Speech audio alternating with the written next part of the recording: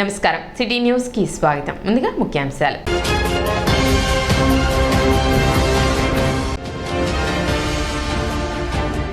ఉచిత ఇసుక సరఫరాలో భాగంగా తెనాలి తహసీల్దార్ కార్యాలయంలో ఇసుక బుకింగ్ కౌంటర్ ఏర్పాటు చేసినట్లు వెల్లడించిన తహసీల్దార్ గోపాలకృష్ణ.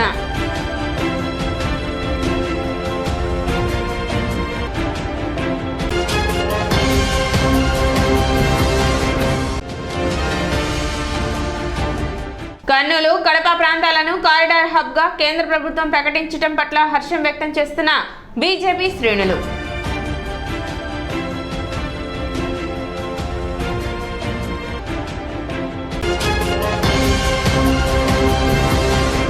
వినాయక చవితి పండుగను మంచి వాతావరణంలో జరుపుకోవాలని తహసీల్దార్ గోపాలకృష్ణ పేర్కొన్నారు. డిఎస్పీ కార్యాలయంలో ఏర్పాటు చేసిన అనుమతుల కౌంటర్లో సెప్టెంబర్ 2 నుండి 7వ తేదీ వరకు మండపాలకు అనుమతులు ఇవ్వడం జరుగుతుందన్నారు. 3వ రోజు నుండి నిమజ్జనాలు ప్రారంభమవుతాయని, 11వ రోజుకు ముగించాలని తెలిపారు. పట్టణంలో 2 ప్రాంతాల్లో నిమజ్జనాలు జరుపుకునేందుకు చర్యలు తీసుకున్నామన్నారు. అక్కడ బారికేడ్లు, లైటింగ్, క్రేన్ సదుపాయం కల్పిస్తున్నట్లు చెప్పారు. మండపాల నిర్వాహకులు ప్రభుత్వ నిబంధనలకు లోబడి ఉండాలని సూచించారు. ఎవరైనా నిబంధనలు అతిక్రమిస్తే చట్టపరమైన చర్యలు తీసుకోవడం జరుగుతుందని హెచ్చరించారు. రేపు వచ్చే నెల 7వ తారీఖున వినాయక చవితి పండుగ సందర్భంగా ఇప్పటికే మేము డిఎస్పీ గారు, మున్సిపల్ కమిషనర్ గారు, అట్లాగే ఇరిగేషన్, వివిధ శాఖల అధికారులతో కోఆర్డినేషన్ కమిటీ మీటింగ్ అరేంజ్ చేసుకున్నాం. గౌరవ మంత్రివర్యులు గారు సింగిల్ విండో పద్ధతిన అందరికీ అనుమతులు ఇవ్వాలని మాకు ఆదేశాలు ఇచ్చారు. అందులో భాగంగా రేపు 2వ తారీఖు నుంచి డిఎస్పీ గారి కార్యాలయంలో ఒక కౌంటర్ ఓపెన్ చేస్తాం. అందులో అన్ని శాఖల అధికారులు అక్కడే ఉంటారు.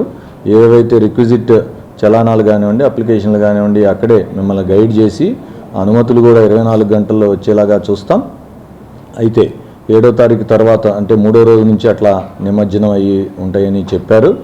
ఆ నిమజ్జనం చేసేటప్పుడు కూడా ఈ కొంచెం క్రమ పద్ధతిలో పాటించాలి, ఎటువంటి ఇబ్బందులు లేకుండా చూడాలి. పండుగ వాతావరణం చాలా చక్కగా ఉండాలి, మన తెనాలికి మంచి పేరు ఉండాలి.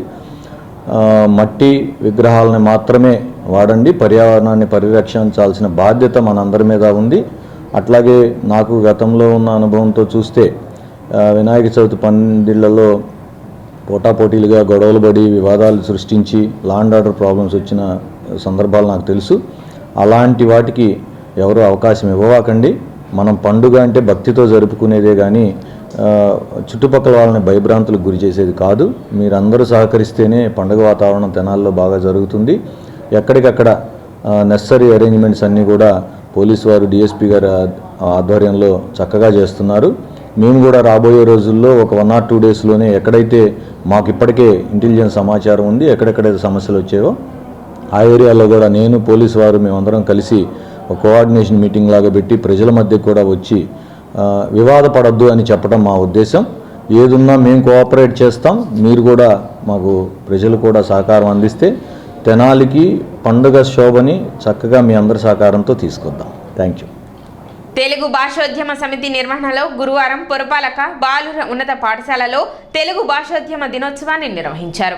వ్యవహారిక భాషా పితామహుడు శ్రీ గిడుగు రామ్మూర్తి జయంతిని తెలుగు భాషా దినోత్సవంగా జరుపుకుంటున్నామని సమితి అధ్యక్షులు సాయి లక్కరాజు పేర్కొన్నారు. పాఠశాల ప్రధానోపాధ్యాయులు మౌలాబీ సాయి లక్కరాజు గిడుగు చిత్రపటానికి పూలమాలలు వేసి నివాళులు అర్పించి రామ్మూర్తి తెలుగు భాషకు చేసిన సేవలను కొనియాడారు. 1863 ఆగస్టు 29న జన్మించిన గిడుగు స్వరభాషపై పట్టు సాధించి ఆలయాలలో ఉన్న లిపి దేవతలు వ్రాసినది కాదని మానవులు రాసిందేనని నిరూపించారు. 1919లో తెలుగు అనే పత్రికను స్థాపించి తెలుగు భాషాభివృద్ధికి ఎనలేని కృషి చేశారని, ప్రతి ఒక్కరికి అర్థమయ్యే రీతిలో తెలుగు భాషను తీర్చిదిద్దారని వక్తలు పేర్కొన్నారు. సాయి లక్కరాజు ప్రసంగిస్తూ ప్రభుత్వ కార్యాలయాల్లో తెలుగులోనే లావాదేవీలు జరపాలని, ప్రభుత్వ ఉత్తర్వులు తెలుగులోనే ఉండాలని, ప్రాథమిక విద్య తెలుగులోనే ఉండాలని, సచివాలయంలోని తెలుగు భాష వికాసానికి ప్రత్యేక విభాగం ఏర్పాటు చేయాలని ప్రభుత్వాన్ని కోరుతామన్నారు.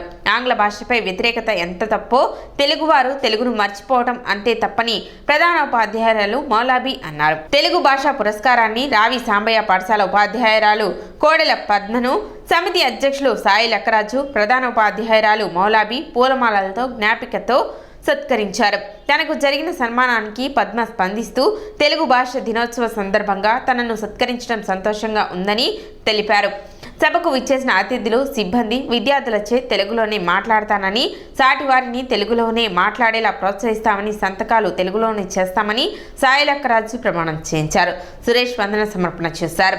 ఈ కార్యక్రమంలో కళ్యాణి, రవీంద్ర, పాఠశాల ఉపాధ్యాయులు పాల్గొన్నారు.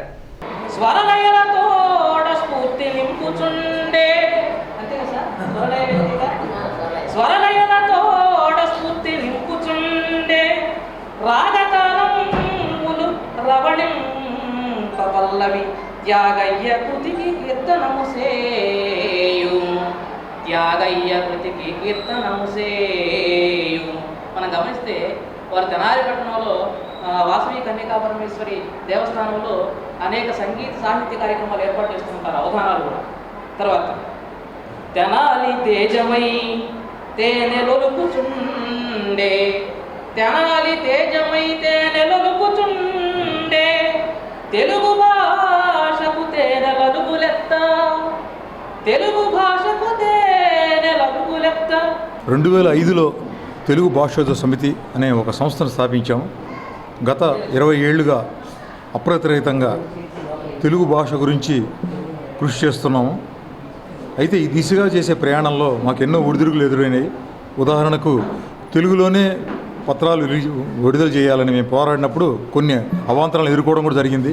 అయినప్పటికీ కూడా గత ప్రభుత్వంలో అనేకమైన ప్రశంసలు ఈ తెలుగు దిశగా జరిగినాయి. తెలుగులో కృష్ణ శతకం, వేమన శతకం, సుమతి శతకం, భాస్కర శతకాలు అచ్చు వేసి విద్యార్థులకు అందజేసి పోటీ పరీక్షలు నిర్వహించి విద్యార్థులకు తెలుగు పట్ల అవగాహన కల్పించే ప్రయత్నం చేశాము. అలాగే 2 నిమిషాలు సమయం ఇచ్చి ఆ 2 నిమిషాల్లో ఆంగ్ల పదం లేకుండా తెలుగులో మాట్లాడని పోటీలు నిర్వహించాము. ఇది కాకుండా ప్రతి సంవత్సరము తెలుగు కోసం కృషి చేస్తున్నట్టు వారిని గుర్తించి వారికి చిరు సత్కారం అందజేస్తున్నాము.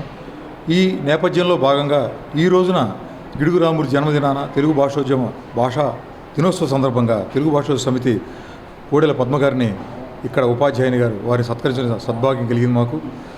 మన తెలుగు భాషోద్యమ సమితి తరపున లక్కరాజు సాయి గారు ఇక్కడ ఉండేటువంటి భాషోపాధ్యాయులందరినీ కూడా ఈ విధంగా గౌరవించారని చెప్పి నేను భావిస్తున్నాను.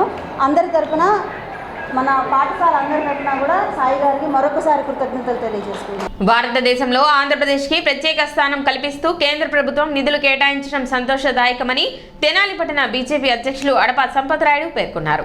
ఆంధ్రాకి వరమైన పోలవరం ప్రాజెక్టు కోసం 12,000 కోట్లు ప్రకటించడంతో పాటు 2027 నాటికి సంపూర్ణం అవటానికి పూర్తి సహకారం అందిస్తామని ప్రధాని నరేంద్ర మోదీ ప్రకటించడం, దానికి ముఖ్యమంత్రి చంద్రబాబు నాయుడు హర్షం తెలపడం శుభపరిణామమని సంపత్రాయుడు పేర్కొన్నారు.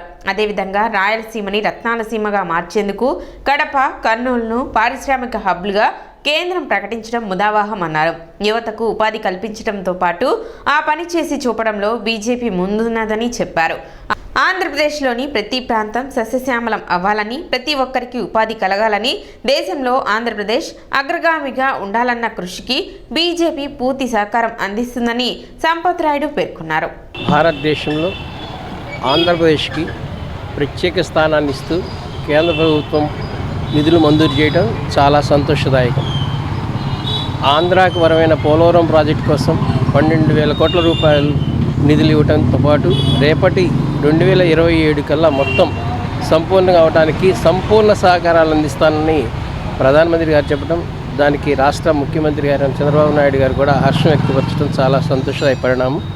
అదేవిధంగా రాయలసీమని రత్నాల సీమగా మార్చేందుకు ప్రాచుర్యం కలిగిన ప్రాజెక్టులు 2టిని ఇవ్వడం జరుగుతుంది. దాంట్లో లక్షలాది ఉపాధి కలిపే అవకాశం ఉంది. ఎందుకంటే పెద్ద పెద్ద కారిడార్స్లో మంచి ఇండస్ట్రీస్ 1 కాదు 2 కాదు దాదాపుగా 14-15 ఇండస్ట్రీస్ని పెట్టడానికి అనువైన వాతావరణాన్ని సృష్టించడం కేంద్రంలో ప్రభుత్వం తీసుకోవడం చాలా ముదాహం. ఆంధ్రప్రదేశ్లోని ప్రతి ప్రాంతం సస్యశ్యామలం అవ్వాలని, ప్రతి ఒక్క వ్యక్తికి ఉపాధి కలగాలని, ఈ దేశంలో ఆంధ్రప్రదేశ్ అగ్రగామిగా ఉండాలన్న కృషికి సంపూర్ణ సహకారం భారతీయ జనతా పార్టీ కేంద్రంలో ఎన్డీఏ ప్రభుత్వం ఇవ్వడం చాలా సంతోషదాయకం. పెదవడ్లపూడి గ్రామంలోని సాయిబాబా ఆలయాన్ని ప్రముఖ సినీ నటుడు మురళీమోహన్ దర్శించుకున్నారు. ఆలయంలో ప్రత్యేక పూజలు నిర్వహించారు. గురువారం నాడు బాబావారిని దర్శించుకోవడం సంతోషంగా ఉందన్నారు.